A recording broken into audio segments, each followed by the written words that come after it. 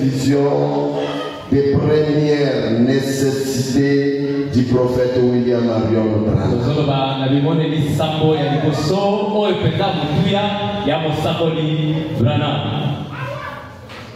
Amen.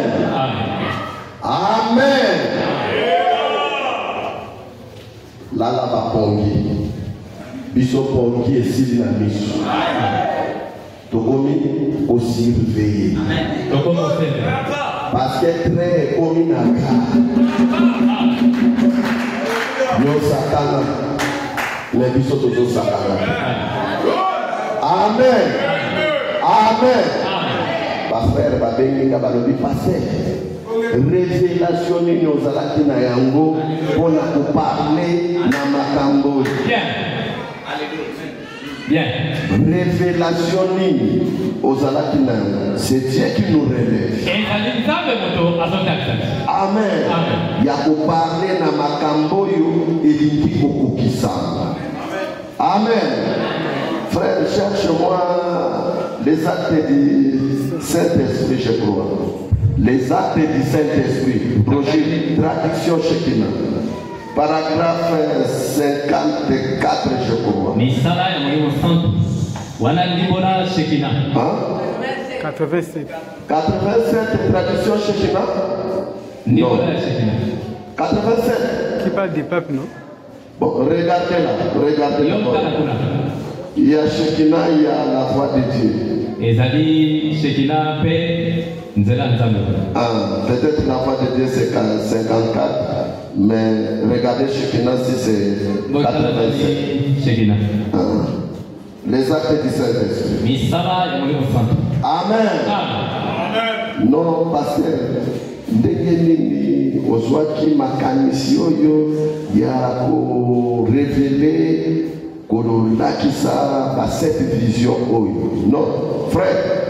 Quand on veut prêcher, nous prions. Et c'est Dieu qui nous donne. Il y a beaucoup de brochures qui sont. Mais c'est Dieu qui nous dit prends ça par rapport à la situation de l'église, la vie de l'église, c'est ce que nous prêchons. Et nous ne prêchons pas pour épater les gens. Non, nous prêchons pour ramener, réconcilier les gens à Christ. Ah, c'est notre but de la prédication. Amen. Alors ce matin, je vais parler seulement des 3 dernières visions du prophète William Marion Branham. Et vous êtes au courant avec moi. Je vous avais dit ici, si la situation, l'atmosphère du monde, il pourrait que le pape des Américains puissent sortir. Parce que quand vous regardez déjà Israël, Israël est dans le combat. Il a ravagé, rasé les pays là. Ils n'ont pris les pays là. Les Palestiniens. Et j'ai écouté Trump dire, on pouvait prendre ces Arabes là, qu'ils soient des réfugiés comme on les distribue, on peut amener 2000 ici au Congo, on construit des maisons, on amène 2000 là-bas, 2000 partout là, comme on avait fait en Israël. L'Israël était des réfugiés partout dans le monde. C'est pour cela qu'ils avaient construit depuis le temple de Salomon pour construire le mosquée d'Oumar. Le mosquée d'Oumar. Là où il y avait le temple de Salomon. C'est pour cela dans Matthieu 24, quand vous voyez la désolation établie sur le lieu saint, c'est que lui n'est pas loin. Pour venir. Frère, je ne compterai pas votre croyance. Peut-être toi tu as été déjà enlevé. Peut-être on t'a enseigné que l'enlèvement est déjà lié. Mais nous, pas nous. Mais la Bible et le message de William nous dit que l'enlèvement n'a pas encore eu lié. Que nous attendons la seconde venue physique du Seigneur. Amen. Amen. Alors, vous voyez déjà Israël, Benjamin Netanyahu, il ne recule pas. Il a rasé. Et il dit, il n'y a pas de négociation, il va tout raser. Et aujourd'hui, la partie qui était restée, que Hezbollah avait pris au plateau de Golan, Israël a déjà récupéré ça entre les mains des Libanais. Alors quand nous regardons la carte spirituelle, les limites que Dieu les a données, ils devaient aller jusqu'au Gaza. Est-ce que vous êtes en train aller jusqu'à la mer Morte, aller jusqu'au Jourdain, de ce côté au plateau de Golan, et de ce côté de l'Égypte, là l'Égypte respecte la limite. Frère bien-aimé, j'ai suivi les rabbins juifs. Il dit, nous avons tous les ustensiles des guildes et tous les matériaux pour la construction du troisième temple. Il a montré le sceptre là, le chandelier d'or, en feuille d'or d'acacia. Comme la Bible le dit. Tous les ustensiles, ils sont préparés. Qu'est-ce qu'ils attendent? Ils attendent seulement la femme de l'ONU et la femme du gouvernement israélien pour construire la reconstruction de la troisième. Et le prophète Abraham me dit, quand vous verrez Israël bourgeonner, regardez le calendrier, mais vous les chrétiens, vous ne pouvez pas regarder le calendrier romain, ni le calendrier de Maya, mais notre calendrier, c'est Israël. Israël est dans sa patrie. Israël a sa propre monnaie. La capitale d'Israël, qui était Tel Aviv, est retournée en Jérusalem aujourd'hui. La capitale est là. La capitale était déplacée en Tel Aviv. C'était en Tel Aviv. Maintenant, quand Trump est venu, il dit, depuis nos enfants, nous connaissons que la capitale d'Israël c'est Jérusalem. Désormais, à partir d'aujourd'hui, je vous donne tant de milliards pour retourner la capitale d'Israël en Jérusalem. Aujourd'hui, les institutions sont en Jérusalem. Frère, petit à petit, la prophétie de Dieu commence à s'accomplir. Amen. Frère, c'est toi qui joues. Nous nous surveillons. Nous surveillons. On ne joue pas. Nous surveillons. Des petits mouvements. Nous sommes là en train de surveiller. Il y a un événement majeur qui doit s'arriver. Et quand il y a mon colonie, il est souverain. Parce que Bolé m'a fait Bazalaki. Bazalaki fait la Loussam. Bazalaki fait Goya. Mais basomba qui l'huilité. Bien. Amen. Amen. Amen. Basomba qui l'huilité. Amen. Bamosu pe bazala qui baptisé. Amen. Etala qui pe bangote. Amen. Mais bayaki na losa. Amen. Tango mobali na libala ye bakomi koluka. Pesaka moi lui le moqué. Frère, na mona kayosa kana Saint-Esprit. On est là pour nga Saint-Esprit, c'est trop tard. Et comme Sima. Sima frère. Wana intersection kozala lisusu. Amen. Bato mosusu batei balobi que ta intercession ici là. Frère, tokotanga ne mosakoli. Moi j'aime pas parler des choses, j'aime que Branham puisse parler. Oh, état d'intersection, le lion est fini. Frère, niwe oyo etangwisi bato ebele. Etangwisi bato ebele. Bayebi ko se situer. Amen. Amen. Si nous pouvons nous lever.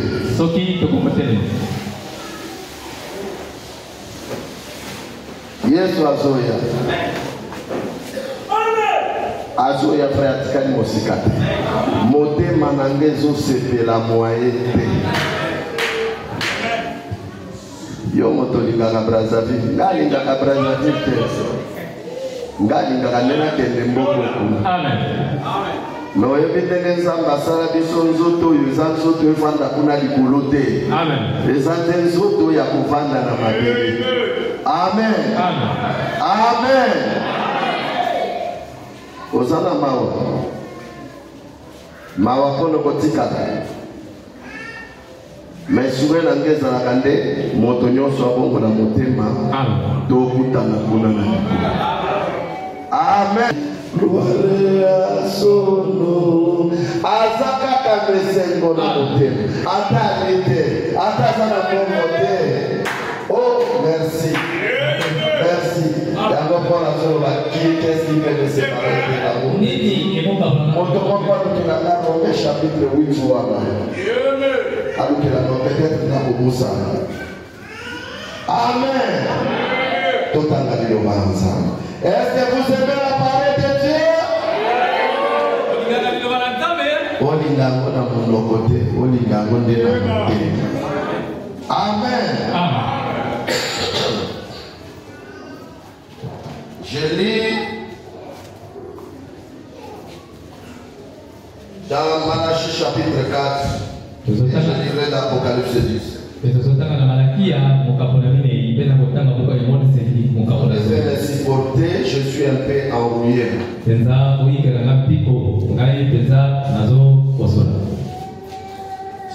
le frère David, même David 4 qui m'a acheté des médicaments pour la grippe.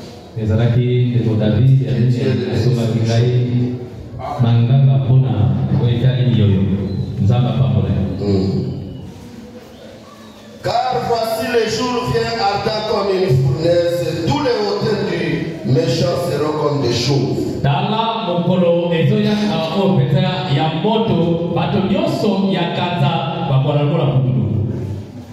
Mokolo ezoya, bato nyonso ya kanza ya masumu, bakosika na moto, bakokoma lokola putu. Son.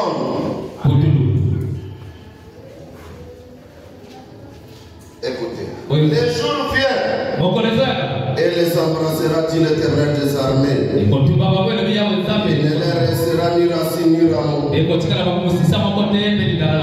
pour vous qui craignez mon nom, il verra le soleil de la justice. Et la guérison sera sous ses ailes.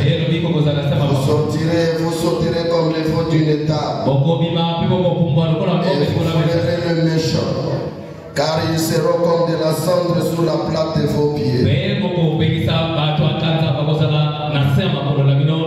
Au jour que je prépare, dit l'Éternel des armées.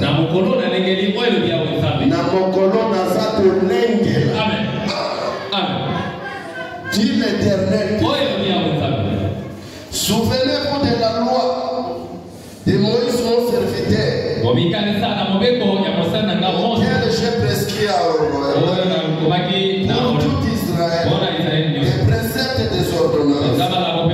Voici, je vous enverrai Élie le prophète, afin que le jour de l'Éternel arrive.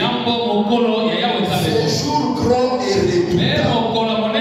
Il ramènera le cœur des pères à leur père et le cœur des enfants à leur père. Des pères que je vienne frapper le pays d'Égypte. Seigneur Dieu Tout-Puissant, l'auteur de la vie éternelle, nous te remercions infiniment pour la parole de Dieu. Oh Dieu, laisse que, oh Seigneur Dieu Tout-Puissant, que la parole que nous venons de dire soit ancrée dans nos âmes. Car témoin du chemin, bénis l'interprétation.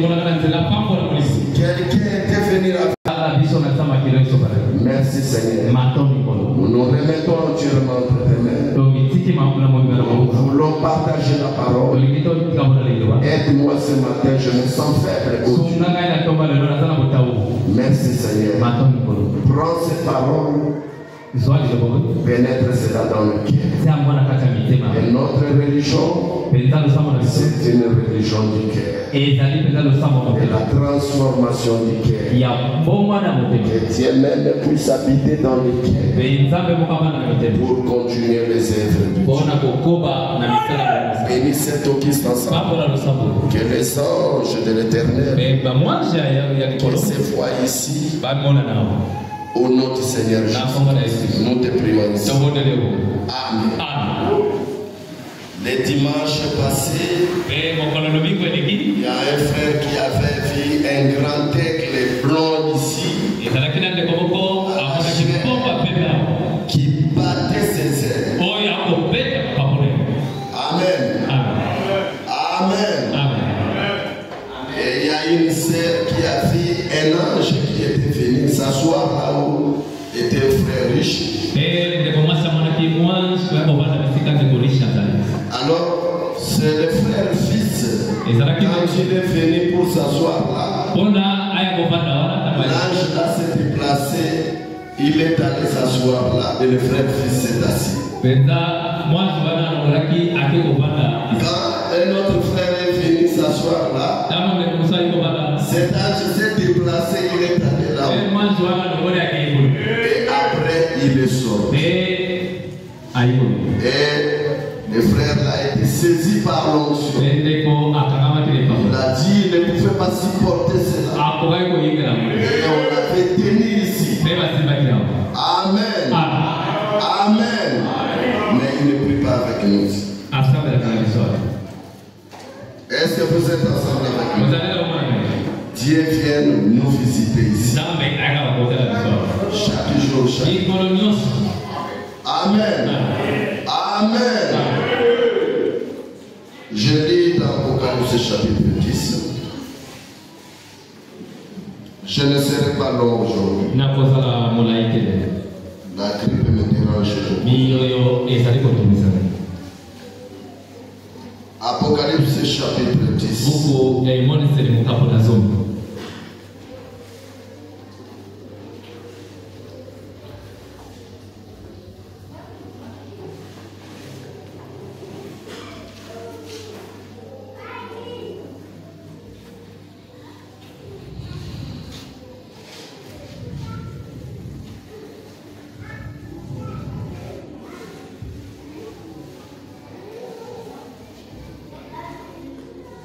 Apocalypse chapitre 10,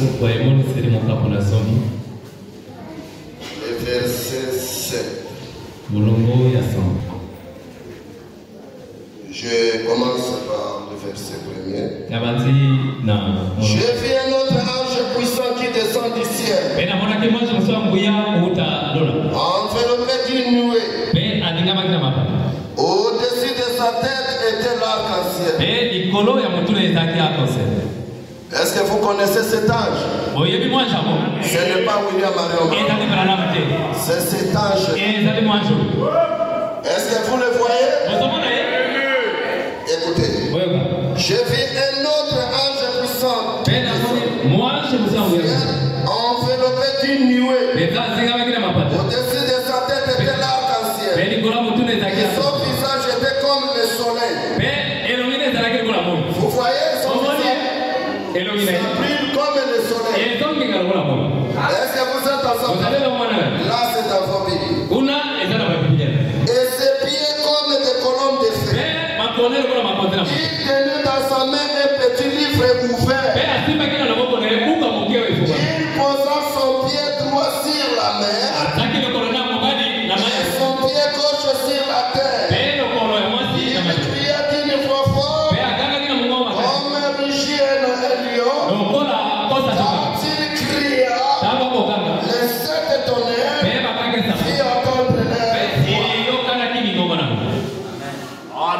Et quand les 7 tonnerres firent entendre l'air, Jean était ravi.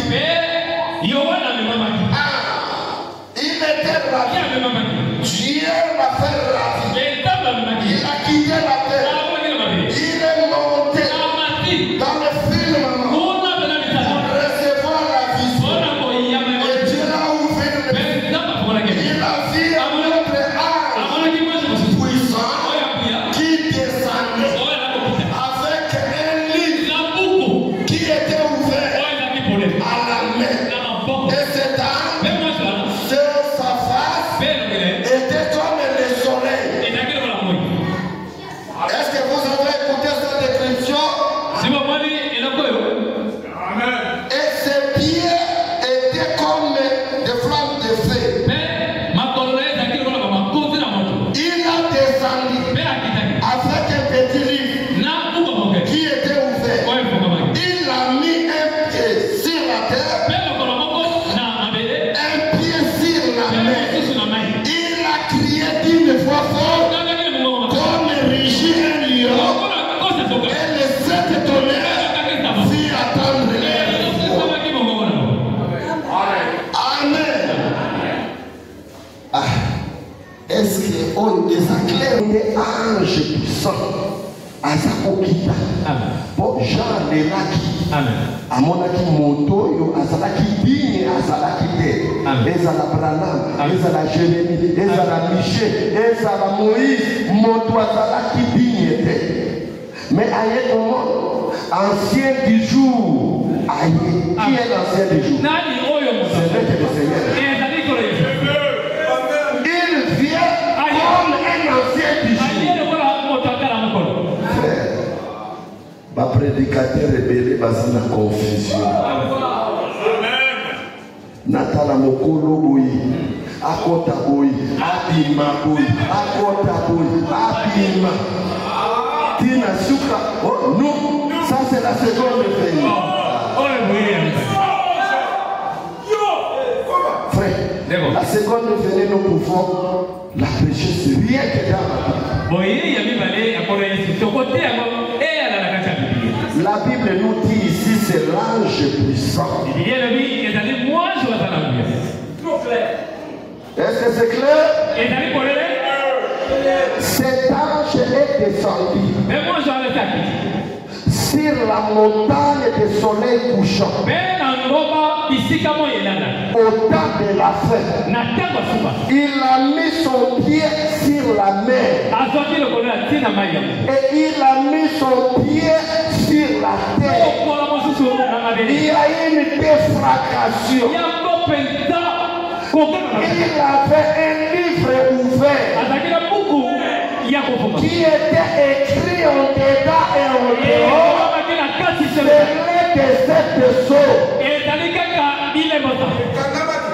Alors, il a descendu pour faire quoi? L'ange est descendu pour nous donner les livres. Qu'est-ce qui était le livre? C'était le titre de propriété incontestable que Adam avait perdu dans les champs. Le prophète Abraham a dit, c'est le message que nous écoutons sous les formes de balles et de broches. Frère, parlons terre à terre.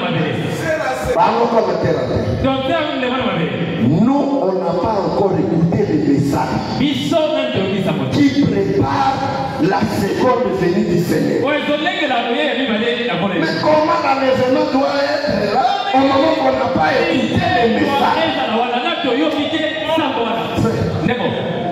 Et quand il viendra, il ne mettra jamais ses pieds sur la terre.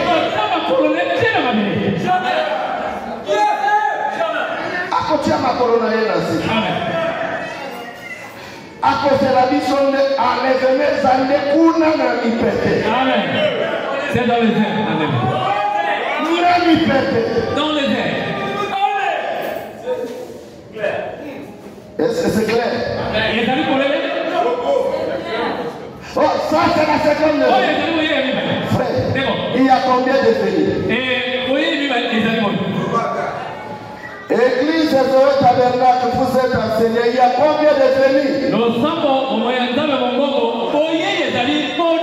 Mais si nous ajoutons ça, ça va faire combien de venues? Est-ce que ça fait une venue? C'est quoi? C'est l'apparition. L'apparition et la venue sont des mots différents.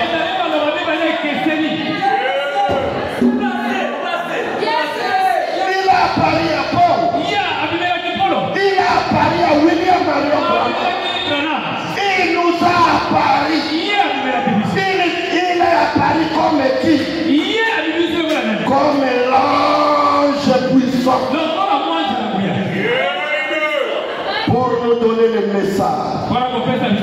Pour préparer la seconde venue physique littérale du Seigneur Jésus. Amen. Amen. Est-ce que quelqu'un peut dire amen à ça? Est-ce que quelqu'un peut dire amen à ça? Est-ce que je peux dire quelque chose?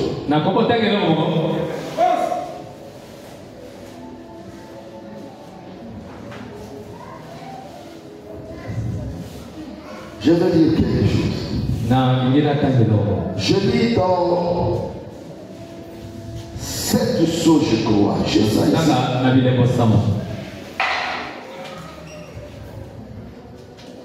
Quatrième saut.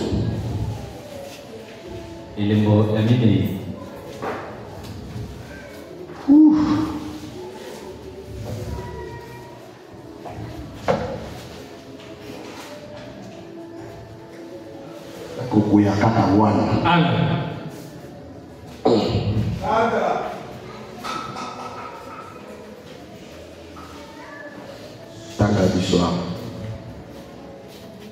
Église, écoutez. 210. 210. Quatrième saut. Page 310. Paragraphe 210. Amen. Écoutez. La première venue de Christ en tant que mortel. Il vient à la première venue en tant que mortel mourir à la croix pour nous racheter. Amen. Ça c'est la première venue. Amen. Il vient 3 fois. Et à Zakoyaka, Malaboni. Mes frères, le prophète Branham est ici 3 fois. Mais comment toi tu peux dire 4 fois? Continue. Christ est en croix. Vous voyez? Christ a sa misato. Bomoni, il est toujours en croix. Toujours en croix. Regardez comment il vient. C'est un cadre. Observez Christ. À sa première venue, il est venu en tant que mortel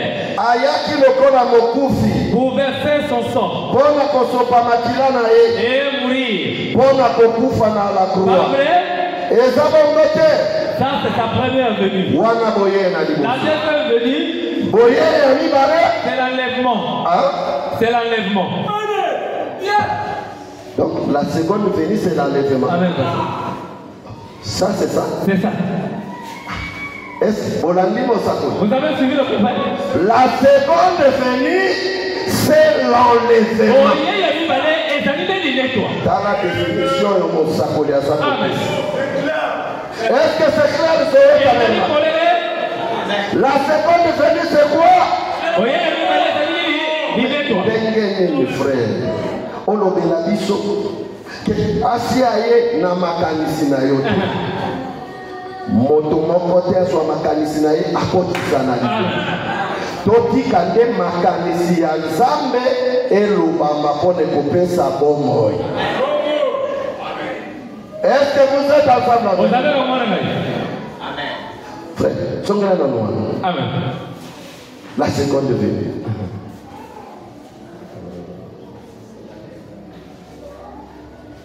Il est venu.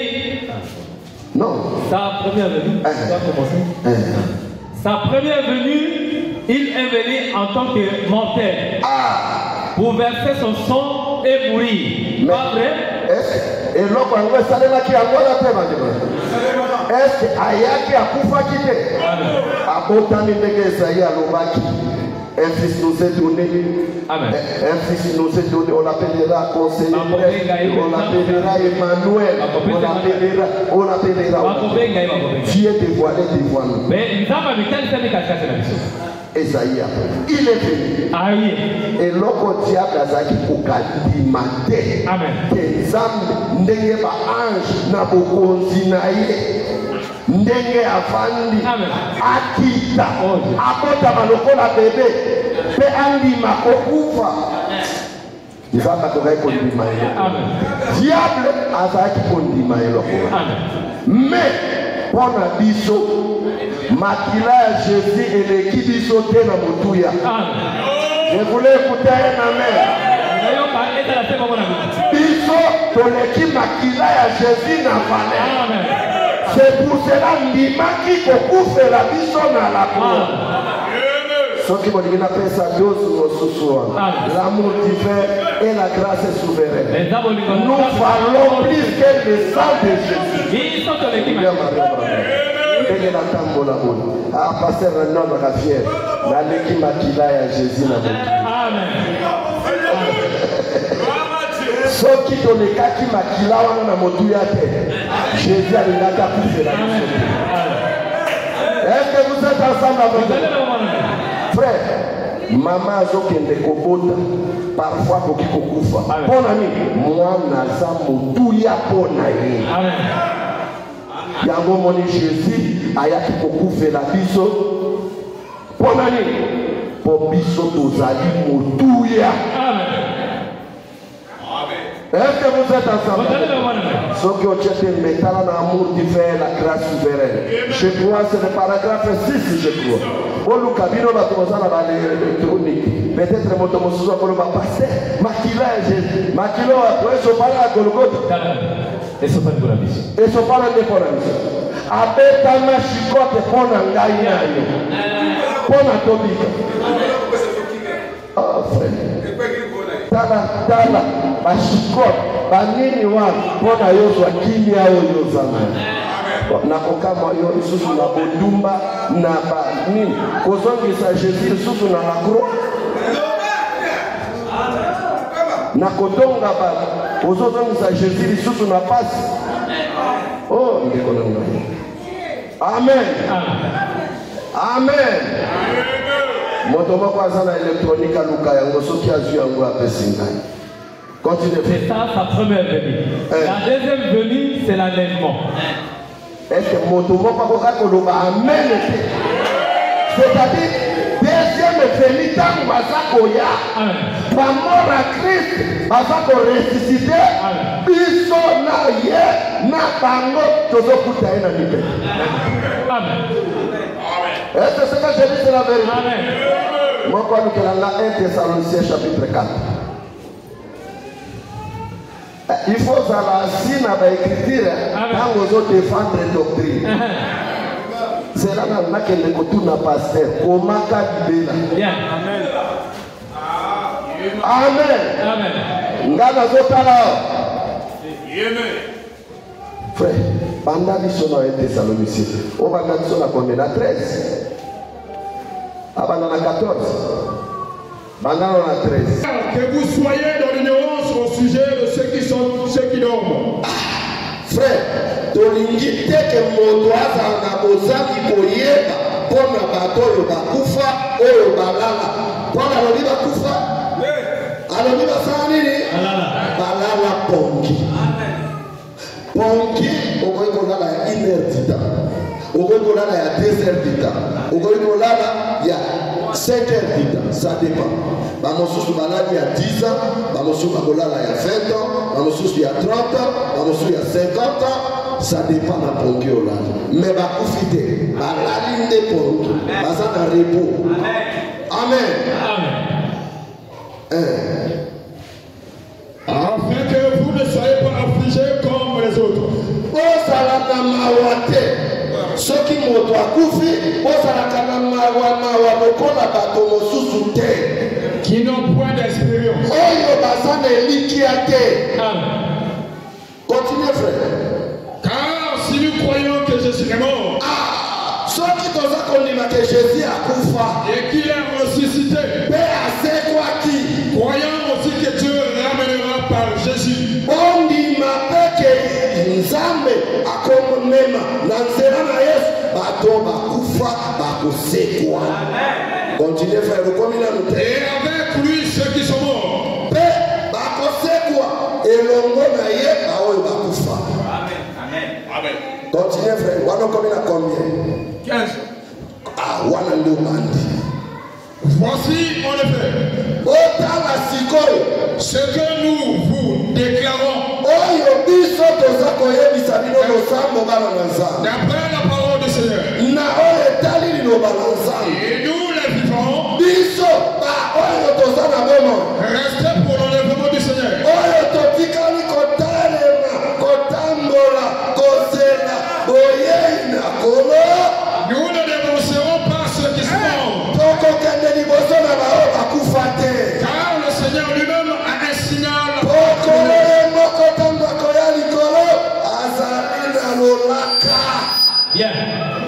À la voix d'un archange na mongongo ya mwanzi et au son de la trompette, mpe na kelelo kowinama descendant du ciel, akokita na likolo et les morts en Christ ntango ressusciteront. aza kokita Premièrement, tozoyoka mongongo paster Jean-Claude frère Cyril frère Richard moto azoyoka kombo na ye. Est-ce que vous êtes ensemble? Continuez frère. et ensuite, Pena yango nous les vivants qui seront restés, biso bato na bomoi nous serons tous ensemble enlevés avec eux sur les nuées. tokozala na bango yoka bato biso tokozala na bomoi frère nayoki bato ya fausse doctrine baza koteya ke tout homme est mortel. Oui, tout homme est mortel, mais tout le monde ne passera pas par la mort. Oh, amen, ne moto kozala sauvé. Est-ce yango wana nde Bible elobi? Elobi biso bao tokozala kufa. C'est-à-dire bato mosusu bakokende na lola d'enlèvement sans passer par la mort. Soki oyoki moto alobi bato nyonso bakokufa lokuta ya mobesi lokuta ya solo. Enoke akendaka likolo akufaka te.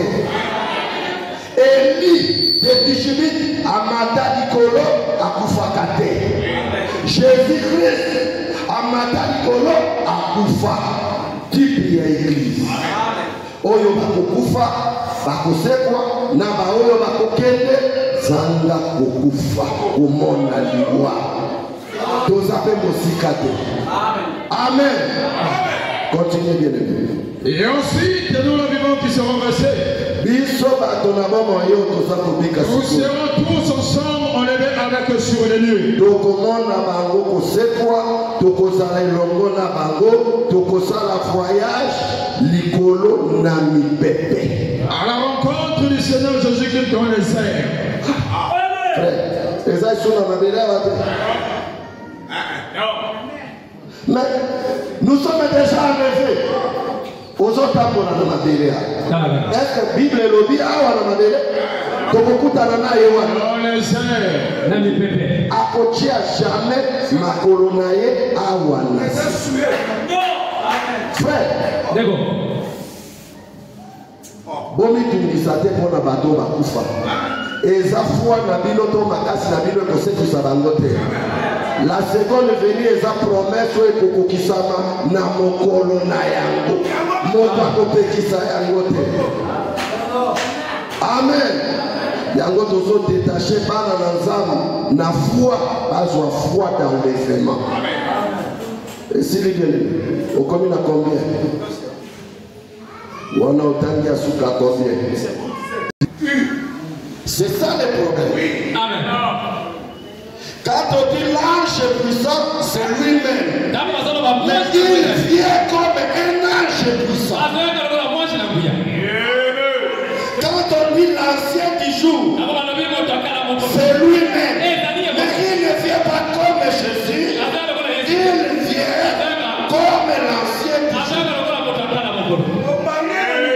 Quand on parle de la colonne de Dieu, c'est lui-même. Sous la forme de la colonne de Dieu. Mais toujours c'est la Jésus, il y a seconde venue.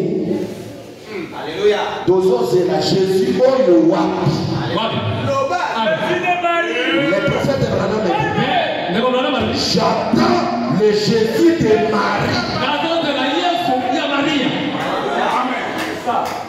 Est-ce que oh Jésus à Marie? Jésus de Marie? Oh Pierre, ce qu'on a dit. Oh Amen. Frère, Joanna, Acte chapitre 8. Acte chapitre 8. Totangana bino. Jésus au biso tozose. Amen. Amen. Oui. Tangilanga.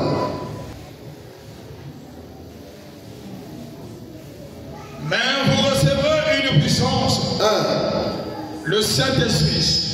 Boko ya manguya moko. Molimo mosanto. Survenant sur vous. Ekoya ke panabino. Et vous serez mes témoins à Jérusalem. Boko zala banzene neke nangai na Jérusalem. Dans toute la Judée. Na bisika nyoso Brazzaville, Mongali, Poto, Kinshasa, Gabon. Dans la Samarie. Na Samarie. Et jusqu'aux extrémités de la terre. Pekino na suka ya mokili na boba. Après avoir dit cela. Kuna na boba, kuna na suka ya mokili. Na yaimbo. Après avoir dit cela. Na sima ya kolobaka yango. Il fut enlevé pendant qu'il le regardait. Est-ce que vous entendez là? Vous entendez là? Vous le suivez? Tango ayebisi bango bofanda zoeta betna ngai nalingi kokende mais nakotindela bino molimo mosantu consolateur mobonis molimo oyo mokili baza na yango te akozala kati na bino mpe ngai amen. Est-ce que bando ndima ozwa Saint-Esprit? Soki ozwa na le Saint-Esprit et que bon moi inale ezokende malamu te se rebaptiser ou confesser masumu na yo obanda marche ya malamu peut-être okoya kotika. Frère, mokolo ya suka mokolo ekuza komata masango ekozala mpe kaka bato mpe bakoya na masango ngolu ekozala lisusu te. Frère, simba place wana osimbi yango simba yango tokoyoka ngolu ekozala te mpe bato nayoki mokolo moko azoteya l'état d'intercession est fini. Bato oyo bazokomaka baministre oyo baza encadre te eza pasi. Mais frère, yo côté bateyo yo divinité de Jésus-Christ te on comprendre yango te o côté ya bato okozala na confusion o côté ya bato yango zomona baza ko il est venu à savoir Frère, boyoka Jésus otoza posé. Nasimbi Bible. Frère, tango. Après avoir dit cela, Tango ya lobi na bango bongo. il fut enlevé pendant qu'il le regardait. Akei na lola. Na miso na bango ndenge bazali kotala. Et une nielle de Romains à leurs yeux. Belipata eye ezipie emakisiye. Et comme ils avaient le regard de bango batikali kotala kuna boye Jésus yango. Pendant qu'ils s'en allaient, tango yazalaki kokende. Voici des hommes vêtus de blanc leur apparurent. Mibali mibale ba ange baye wana koyebisa bango. Et dirent, balobi hommes de Galilée, bato na Galilée, pourquoi vous arrêtez-vous à c'est Jésus. Jésus il a été enlevé au ciel du milieu de vous. Viendra de la même manière que vous l'avez vu, allons au ciel.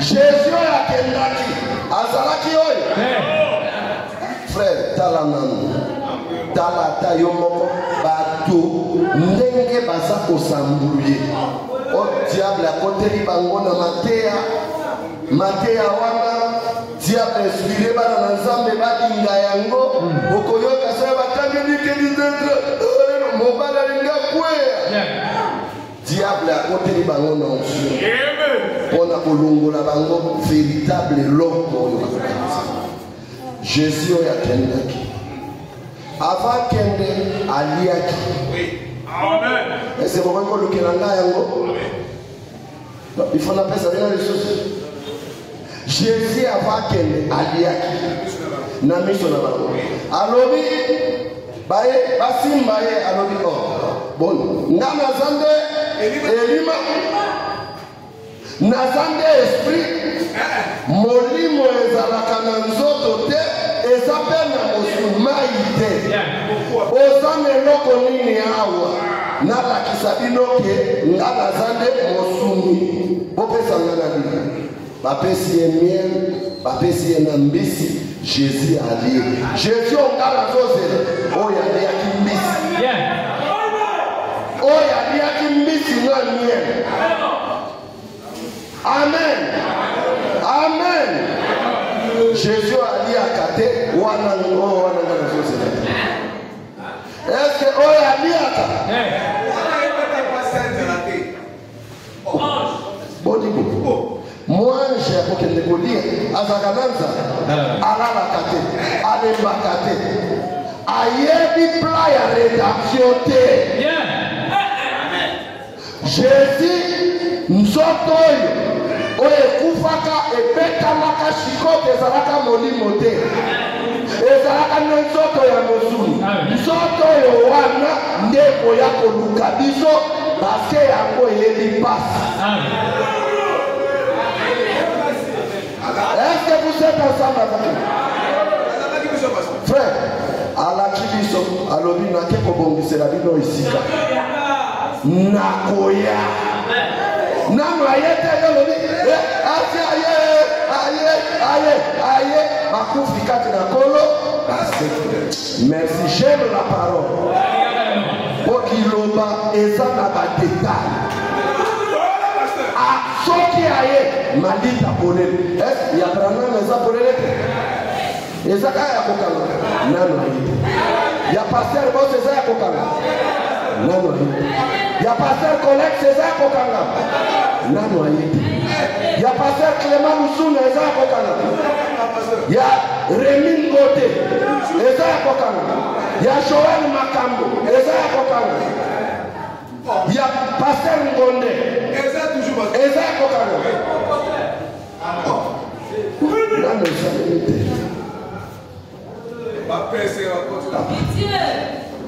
moi bafurumi bakoti na mutu babouge mutu.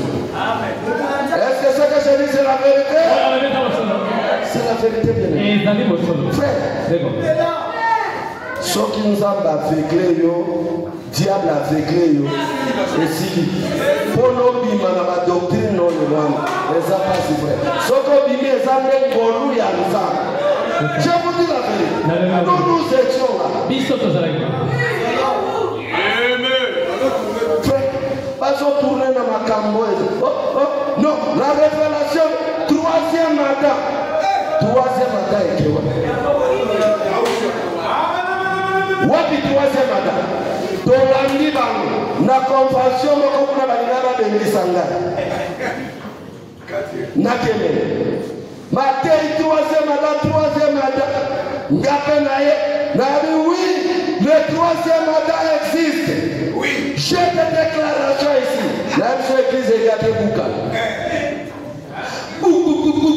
Ma pasteur m'appelle la Bible au Zaki au Luca. Il y a un autre aussi petit à vous dire Brazzaville. Là, j'ai des déclarations ici qui prouvent que le troisième mandat existe.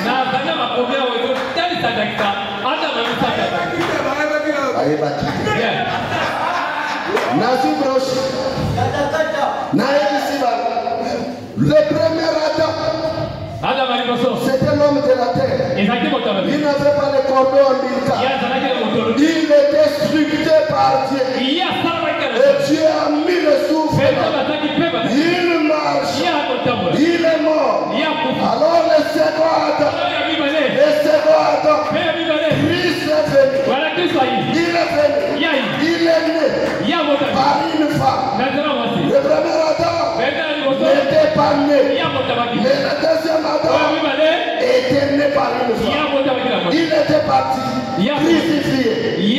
Nathaniel dans notre déclaration.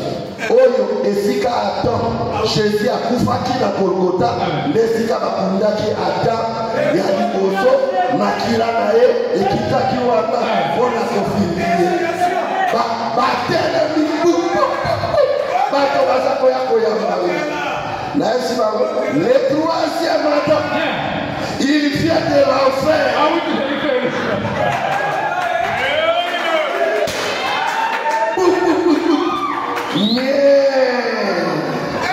Celui qui croit le troisième Adam, il croit le diable incarné.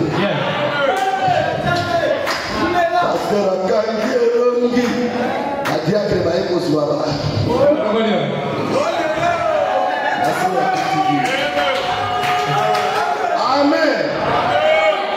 Troisième Adam, mais il faut analyser. Et comment on échangeant la Bible va comment Satan, Lucifer, mais batoya, il y a des sciences occultes, va bien la cahier par fourmé. Qui te signe. Frère, vous voyez, à Swinga na moto, à qui côté Adam et Salini. Et quoi il fait? Tous en ont armé à kata force de Amen. Dozonga, frère, souka, dozonga nano. Nazo bimisa biloko bozo yo kaka ya mabewa. La deuxième venue, c'est l'enlèvement. Nous le rencontrons dans les œuvres, dans le ciel.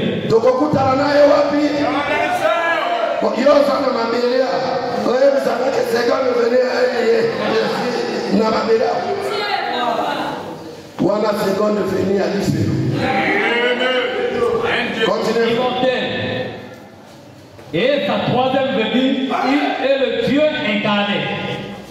Est-ce que vous avez première venue, deuxième venue, et ça est enlèvement. Yango Tozose. Namo Salemate. Amen. Yango Tozose. Amen. Amen. Bah, vision la pression de Mosakoli Brana Malobi. Ava Oye Inaye. Ne Kokokisama. Amen. Nyon se Kokokisama. Amen. Est-ce que Nyon se Kokokisama dans le Brana Mazalaka? Non. Yota. Oyo confusion telle la bafie. Qui t'a fait? Il est le Dieu incarné. Amen. Frère.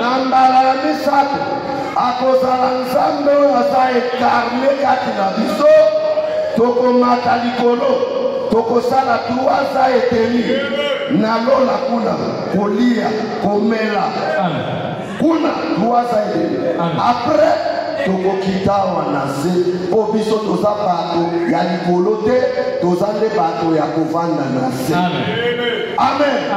Nzoto esalema mpona evanda na se nde tokoya na millennium.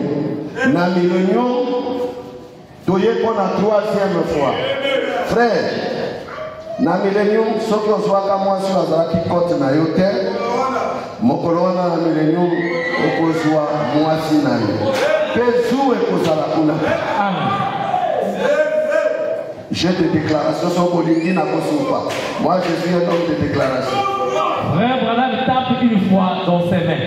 Pe Branham abeti maboko na ye. Dieu Emmanuel pour rayer sur la terre. Emmanuel Akoya, Tokosana na Mabelao, na Milan, le Dieu incarné. Milan, malade kozalate. Amen. Kobele kozalate. Frère, Tokozala kakawana, ba belle fille, na ba beau garçon. Oh carrière ya Camille. Frère, Nzamba ko restaurer. Oh, c'est la katana lobo. Nzamba ko restaurer lobo. Est-ce que c'est biblique? Amen. Est-ce que c'est atangela nino ngo na Bible? Moto moko atangela nino. Moto nyoso oyo akatana musala, akatana loboko. Mino esila. Suki esila libenge. Avant to kende enlèvement, à récupérer nyoso ya père. Je vous dis la vérité. Amen.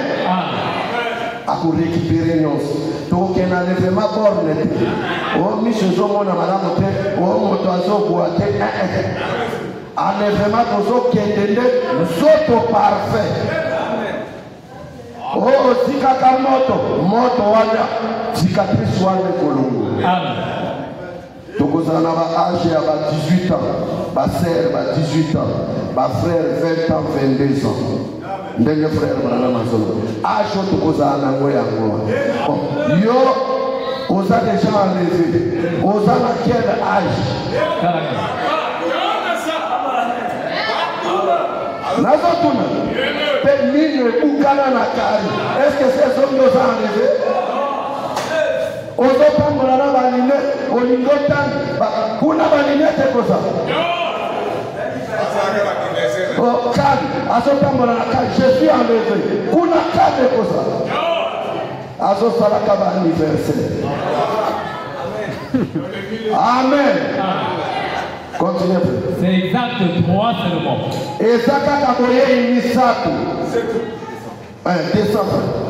La 4e étape du cavalier, regardez bien. Voilà.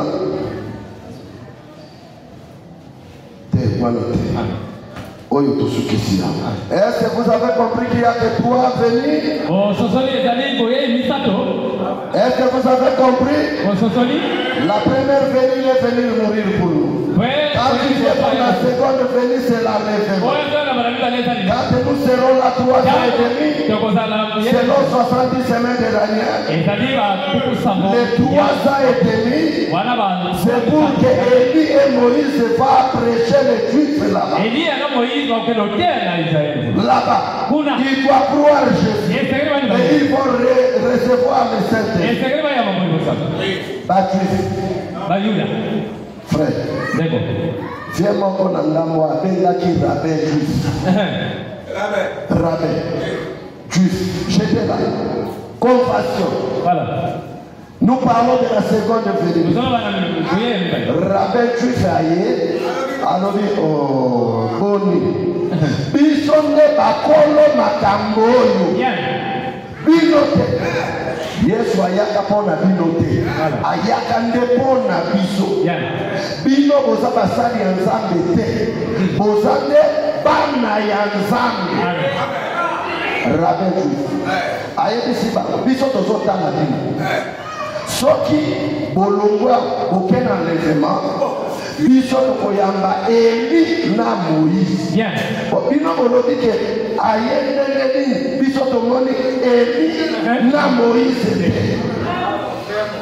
rabe azoteya bato ya message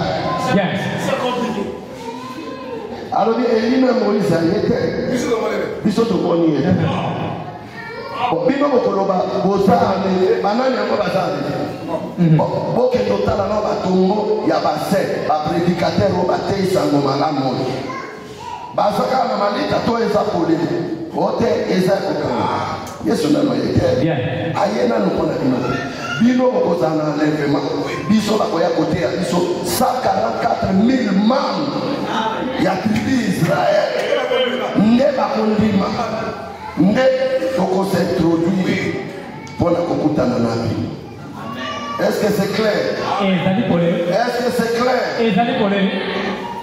Amen. Mais voyez que Monsakoli Branham alobi, c'est dans les temps difficiles que Jésus vient.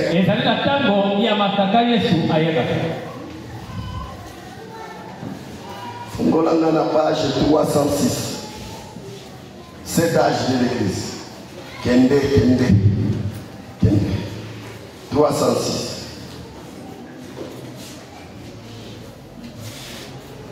Yo balodi ndiko balobela ngo mardi.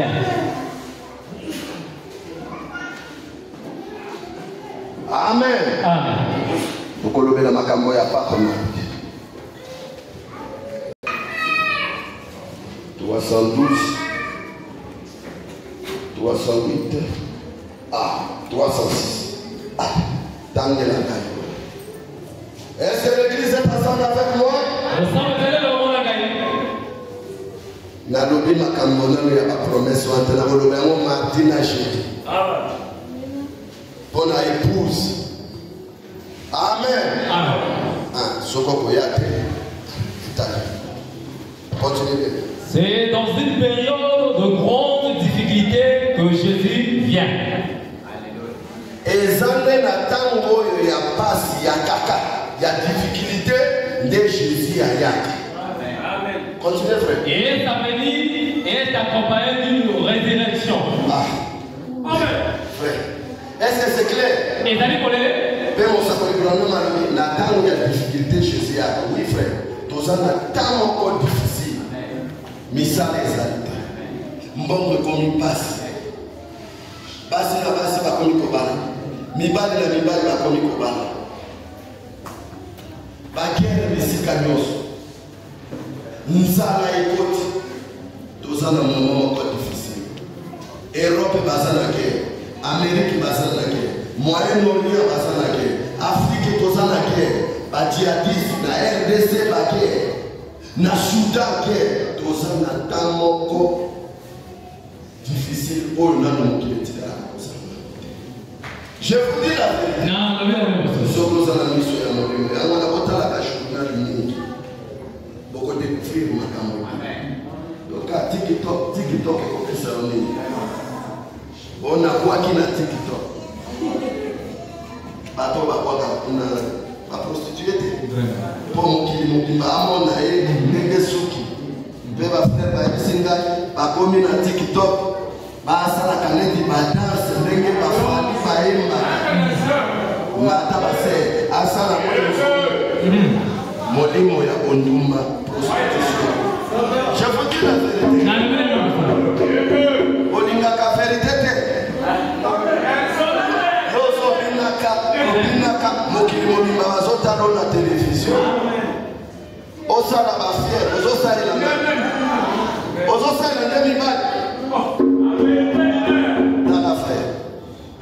Diable à côté du bananazan.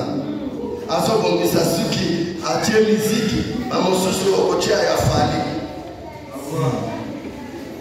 Mon souci au côté à Suki Yanan. Bon, à nous prendre à tromper bananazan, à Dieu à Toya Lifoko, Toya Sylvie à quoi? Nde asosala abwaki na TikTok molimo ya onduma imana ba TikTok ana ekane TikTok Ce qui est TikTok, ce qui est. Yo mo ko mo to yebi alo yo kota. Ngala kota ka kuna. Elongi bébé. Oh, Likamboni. Ma frère va aimer Singa. Là, bon. Et donc, on se dit TikTok. On a Facebook, on a contact. On a téléphone, on a Facebook. Ce qui est TikTok, ce qui est TikTok, on a dit non, on a coquille pour contact. On va passer le bâti à Kani. Frère, on a besoin d'aller dans le démon qui nous dit matin. On a besoin d'un Zambé à l'eau d'ailleurs. Et si les frères, yo yebana mokili mobima Nzambe ayebi yo te nde esalini. Frère, bon, Sera asali mwa suki asombi mwa elamba ya sika atie mwa nzembo abandi kolingisa nzoto abandi kozingisa nzoto atie amakoyona wakbo pase oyebisana wana eza molimo nini ya bondumba te peut-être oyebaka te eza nde molimo ya bondumba eloko nini ekotinda mwana ya Nzambe asalaka binzongo ya modele wana na miso ya bana.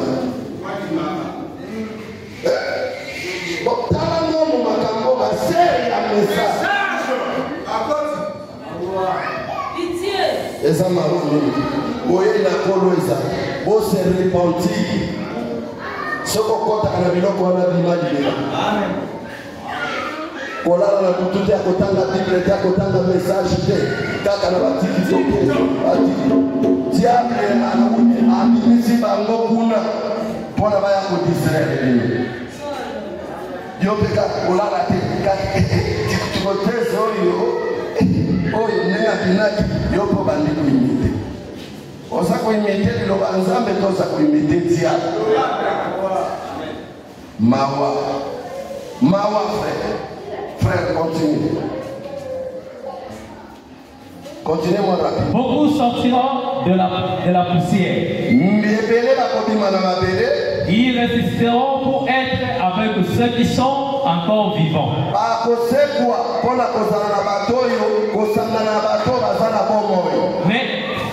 Mais qui attendent son retour. Ils recevront des couronnes. Pourquoi ils sont fils de Dieu? Ils sont rois avec lui. Ils règnent avec lui. Voilà ce que signifie la couronne. Régner et gouverner avec le couronne. Lui, c'est la promesse. Frère, est-ce que nous sommes non. Mais la millénium tokokonza. Amen. Avec lui, raison. Yangwana nzembo moko ba protesta ba imbaka na mboka kuna. Tokozala bakonzi. Tokotombola mapika. Bien. Kuna tokozala ba mikonzi ya. Bana ba ebe nzembo. Ah, tala maboko. Nayoka yango. Nazana felo. Nazo kende ko décharger biloko na ebisi motariste wana biterema na yoka na nzembo tokozala bakonzi tokotombola mapika mapika na mzeza koma mapika za nde colonel moko et attention le pays est commandé bien. Le pays est commandé. Attention, tu vois pas, je suis adjudant-chef. Je vais te coffrer. Autant pour moi, mon adjudant. Autant pour moi, mon adjudant. Pardon, mon adjudant. Mais kuna tokotombola mapeka. Est-ce que la police a causé la kuna? Est-ce que le colonel a causé la kuna? Ils sont là, son dernier moko. Bana na Nzambe.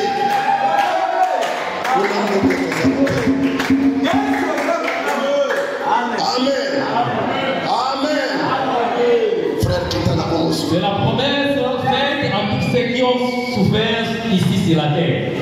Et la cause a marqué biso de la banza. Est-ce que vous devez voir la lanza? Biso va autosanga bilamba. Biso va autosanga kasutie. Mais nous avons marqué biso et la cama.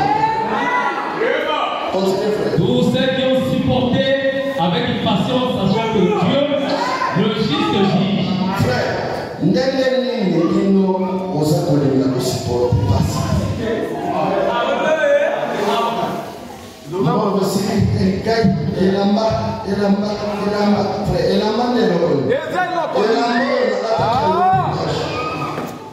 Madame as conseiller de la vétérinaire. Ngala ko songa elamba te. Na frère, elamba biso ko soluka ezamine na la robe d'occasion. On ne peut pas la modifier. C'est le Saint-Esprit. Les gages de notre salut. C'est l'enlèvement. C'est la résurrection. Le Saint-Esprit. Continuons à tous ces les récompenseurs, ceux qui ont tout abandonné pour lui. Frère, ce que vous avez au tiki bango, pour la lidobo, nous avons. Est-ce que vous êtes ensemble? Ce qui, c'est. Nous avons passé la lobaka. On passe la lobaka. Ce qui fait mal, abîmer le chomo, abîmer le fumeur, 200 balles. 200 000. Tiens,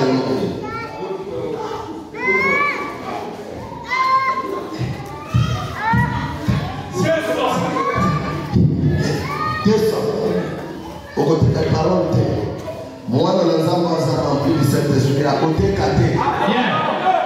Ceux qui ont été katayango, c'est parce que ça a fait des esprit. 200 000 €. Frère, ceux qui ont 200 000 € sont mis basés au il y a 120 000. Au sommet chaud. Frère, n'a quel frère Richard quelqu'un? N'a tei, n'a quitté. Passer n'a pas mon bazo benga ouais après n'a de dire. Ceux qui comprennent, après tout la maison pour pas comprendre. C'est un impoli. Azali moto yo azala autocité. Akiti. Atindi babe ina kanisi lokola moto boko azobe na ngai ya malamu. Aye, alors tu as 1% ministère. Vraiment, j'aime les gens comme ça. Amen. Mais on va coopérer. Ce n'est pas un problème. Alors si tu prêches seulement Branham Dieu, je te construis l'église en balcon, je te donne une parcelle et je te donne une voiture. Tu n'as rien, tu n'as pas l'argent. Tu n'as pas l'argent. Je suis pas. Amen. Ngai na mitoki nanga na zumwa lupango nanga na kitele na mitoki nangai na fandi na so lukelo ko moso pongi asu. Amen. Na so zela kaka na kembilo bon elo ni na zo luku bon bino ko ko so bela nga motu kate ba so chola ngale ko na za motu kate. Voiture de l'eau. Ce qui vous salue, moi, vous savez la voiture. Amen. Continue. Et qui ont tout remis entre ses mains. Nyoso, Bapesi, Kanda, Kolula, Lokuta, Mokulu Bitumba, Okose la bato makamu. Pour bato moso bazaba spécialiste na kombo ya bato. Pour na ami komisa monene, il faut soit kombo ya bato. Apakola yo. Observe la zalando. Passer Jean-Claude Nazara France. Passer Nazara. Pour na nini azwa lokumu. Amen. Sa yango akoliko zwa lokumu. Amen. Il faut simba kombo ya bato. Pour na zwa. Amen. Bao nyonso batiki makambo wana mokili yango nazoyebisa bino botika mokili na makambo na yango.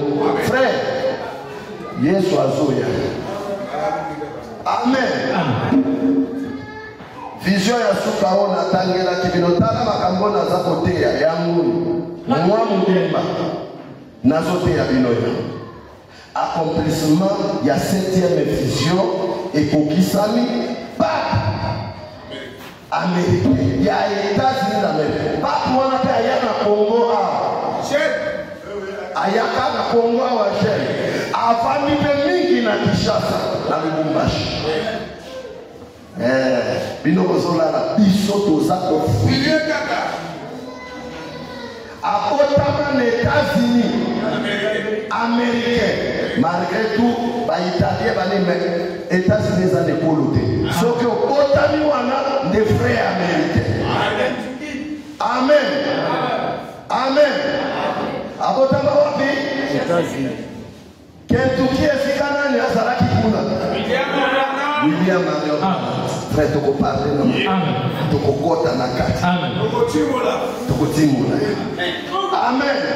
Continuez, frère. Ça sera avec lui sur son trône et ils auront part à son règne glorieux. Tokozala naye nambende naye. Ok, si ko bango balobaka. Nous sommes déjà arrivés assis dans les lieux célestes. Bon, yo kofanda na ngwende ya nzambe ngene. Yo fandi bongape na fandi kokiti yango ka moko kokoka. Te. Ezande tango sur Saint-Esprit au continent corps mystique de Saint. Tango ya fandi wana yo ko fandi. Amen. Est-ce que vous l'entendez là? Amen. Amen. Et c'est le Oh, une parole nous a été donnée pour ces temps. Tiens ferme. Liloba o epesameli biso na elekoi. Alobini ni simba yango ngwi. Amen. Amen. Tiens ça ferme. Amen. Simba ngombo. Continue. Persévère. Lendendala. Simba liloboyo na pete. Mais vous simba on a pete. Je dis au kozalate. Simba on a pete.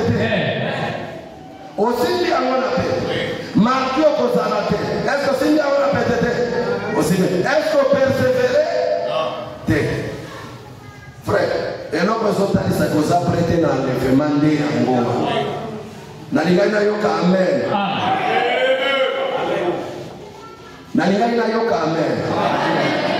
Motomo pa lukela kinga Romains chapitre 8. Sibisa. Nalobaki motomo pa lukela Romains chapitre 8 na suki sawa. N'abandonnez pas. Est-ce que balobi toi abandonné mardi? Non. Toi abandonné jeudi? Non. Oh. Revêtez-vous toutes les armes de Dieu. Amen. Amen. Amen. Je vais te finir. Nani azana na nini électronique tradition chekina. Lukelanga orgueil. Brochure orgueil. Paragraphe 44. Je crois. Tokota la parana mazoloba la prostitution batamoso basaka bondumba wana molimo basaka nzoto te mais zambe ayebi ke basaka ndumba basaka bondumba pona ni basaka se prostituer na ta ya nzambe et d'ailleurs qui amène frère olukela nango l'orgueil mais ozana ba nini électronique te mario oluka pe bosomba ta ordinateur. Boluka boso mata ordinateur tango na pesi boye obeti kuna botangi kuna l'orgueil paragraphe paragraphe 44 okasa ya tukumine ile zela na lukango na telefone otangi romekuna. Qu'est-ce qui peut me séparer de l'amour de Dieu? Romains chapitre 8. Romains chapitre. Frère, quand on a l'obéli comme on commis en moi, ça par inspiration. Quand on a besoin de la voyer, on a Romains 8.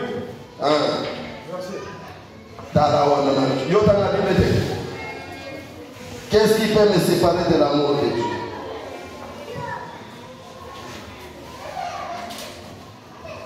Paul dit là.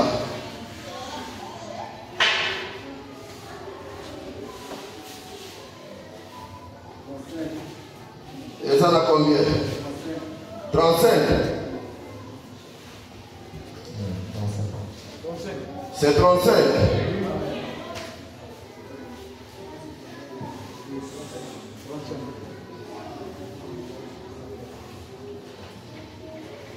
Non, commence par le verset 34. Commence par le verset 34. J'avais parlé quelque chose de l'intercession là. 34 là, tu peux trouver ça. Qui les condamnera? Non. Verset 34. 34. Commence par là. Qui les condamnera?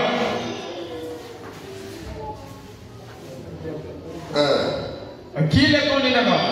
Nani akokwesa bango? Christ est mort. Christ akufaki. Bien plus, il est ressuscité. Pe asekwaki. Il est à droite de Dieu. Azana lobongo ya mobali ya Nzambe. Et il intercède pour nous. Pe azali ko intercéder pour na biso. Il nous séparera de l'amour de Dieu, de l'amour de Christ. 35 ans. Eloko nini weko kokabola biso bana na Nzambe, le véritable fils de Dieu na bolingo ya Nzambe. Amen. Mardi ozalaka te eloko nini ekaboli yo na bolingo ya Nzambe. Jeudi okozala te eloko nini ekaboli yeba soki oye mardi te okaboli deja na bolingo ya Nzambe. Nazoyoka amen te mais je dis là. Amen. Continuez frère. Sera sur la tribulation. Est-ce que yango un problème à mike ozala yango? Ndeko kabolona bolingo ya Nzambe. Ba problème soki ezali Nzambe nde moto apesaka solution. Bon yo boyi Nzambe nani akopesa yo solution? Continuez frère. Ou l'angoisse. To mawa moi mawa ekomeli yo tokufeli to mwana za malade to okeleli moi likambo moko yango nde kopekisa yo na bolingo ya Nzambe. Ou la persécution. To minyoko ote basemeki bazotungisa ngai moi nasambela eza te nano sosoli te. O mobali azotungisa ngai mingi moi nasambela eza te nano sosoli. Bolingo ya Nzambe eli na motema te. Amen. Ou la faim. Bon, nzala ndeko lelo nali te moi tokenda bana na ngai tokende lisusu na losambo oliaki te na likumu me lia na molimo ya kolia na molimo eleki meme ya likumu. Amen. Kita Ou la nudité. tokozanga bilamba omona sere mosusu ya na eglise kasokela masika soki elamba sika te akoyaka te yo ya ndeko lakisa biso elamba. Bon, ntango bazopona bamaneke yo oza maneke baponi bamisi ya Kongo yo yaki misi ya Kongo misi ya potopoto obimaki oyo bolema ya ndengeni efre kozala propre eza kozala bilambeli kozala propre eza kaka mwa elamba na yo osukoli yango otandi orepase yango olati esili frere. Opo molimo nini lokola nazwi elamba sika te nakende eglize te bakoya kosekanga biso toyaka kolalisa bilamba tala mobesu abela te. Amen. Continue frère. Ou le péril. To liwa ndeko kopelisa biso na Nzambe te soki Nzambe alobi aboma yo lelo abomi yo oza eloko na ye okokende nde epai ya Nzambe. Amen. Eloko nini mosusu?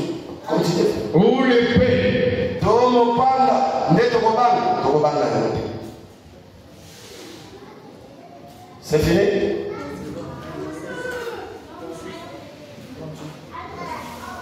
C'est l'homme qui est écrit.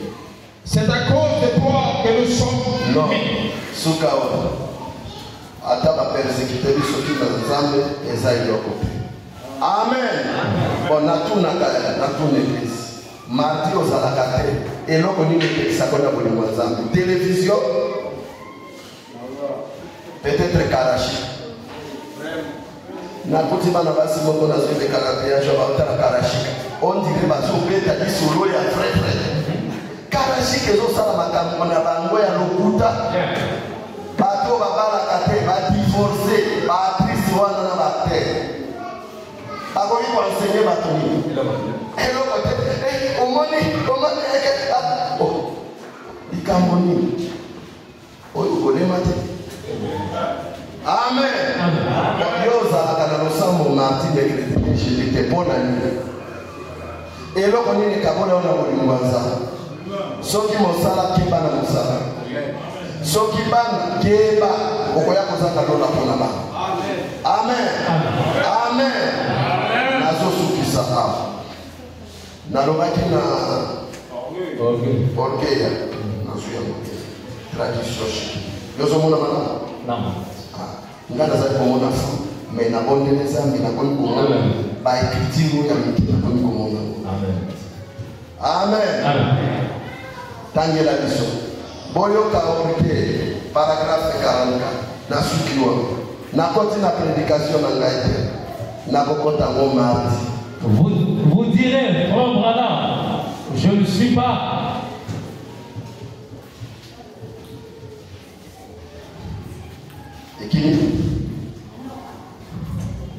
Je ne suis pas une prostituée. Je ne veux pas du tout dire que vous l'êtes sexuellement. La prostitution est à un niveau.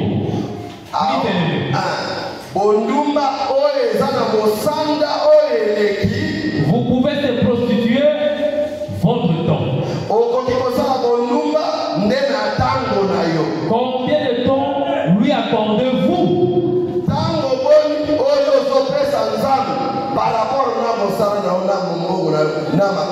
Vous vous prostituez par vos propres motifs égoïstes.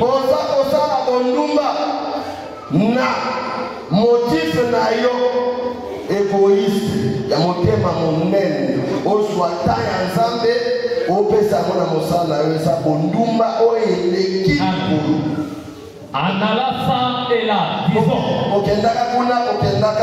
Eh bien, je suis membre de telle église. Je suis meilleur. Non, vous ne l'êtes pas.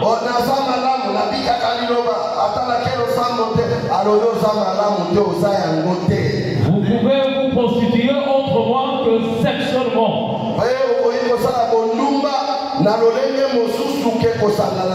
Le Saint-Esprit peut parler à votre cœur.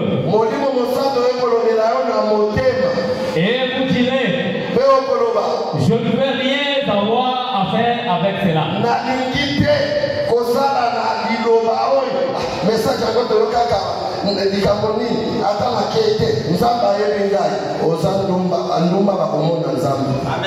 Vous pharisiens aveugles. Bino ba pharisien ba aveugle o boza komona bilukala nzambe prostituée boza bandumba ngaite qu'est-ce que vous avez eloko nini boza na yango comment traduire avec le monde boza kosala nde bondumba na moki c'est ce que vous faites yango nde bozosa oh vous direz je suis membre de l'église naza moko na mai et vous êtes si froid et si indifférent. Oh, vous dites de belles prières. Oh, je déteste cette chose pharisiaque. Vous priez et vous mettez chaque virgule bien à sa place. Et chaque point à sa place. Bien entier. Vous priez si bien. Vous ne pouvez pas parler à Dieu de cette façon-là. Vous faites attention à ce que vous dites. Vous portier. Votre prière, oh, que Dieu vous aide à vous défaire de cela une fois et à prier. Amen.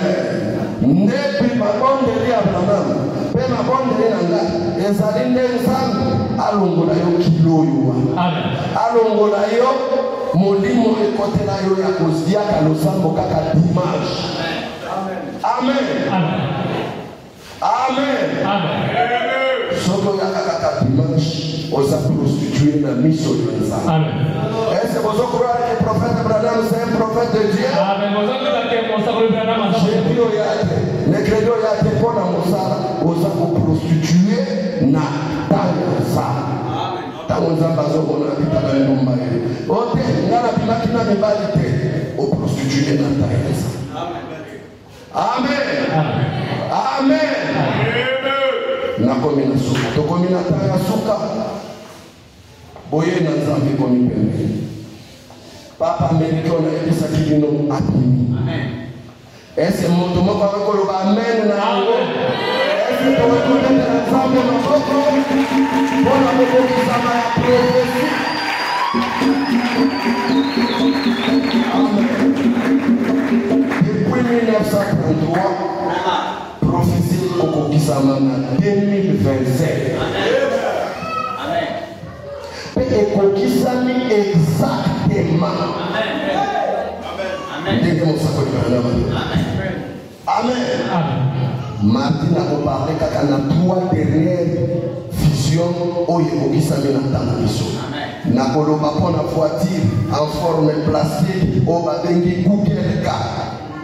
Oyo eza sans volant, oyo eza télécommandé et pe voiture wana ebimaki na 2004 je crois.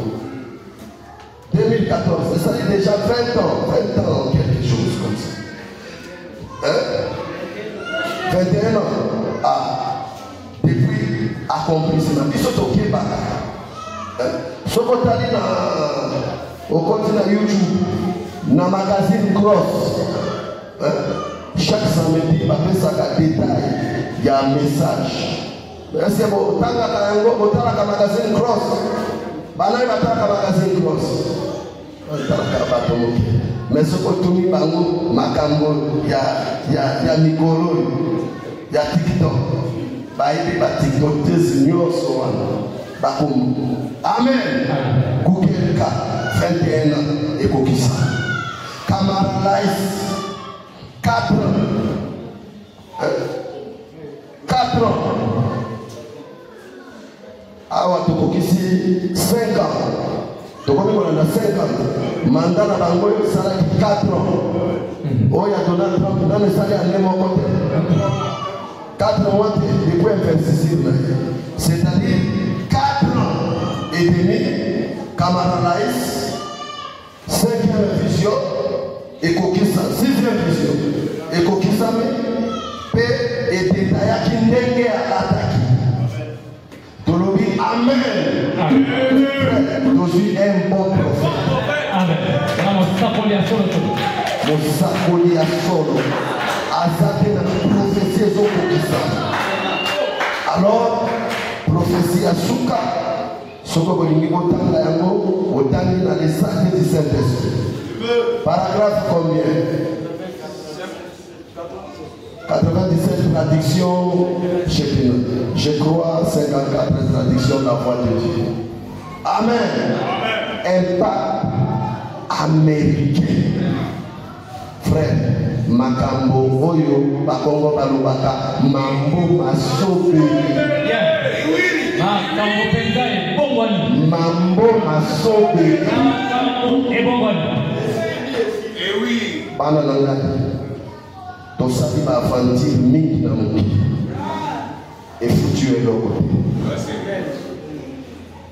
Conseil na zapopesa wana mongongo ya se logo la papa malade.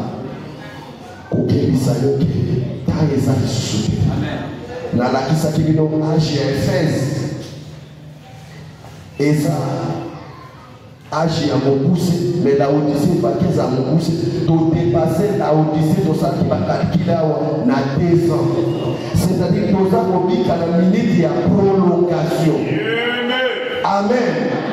Papa Amérique, Yewana. Amérique à cause de la Simana.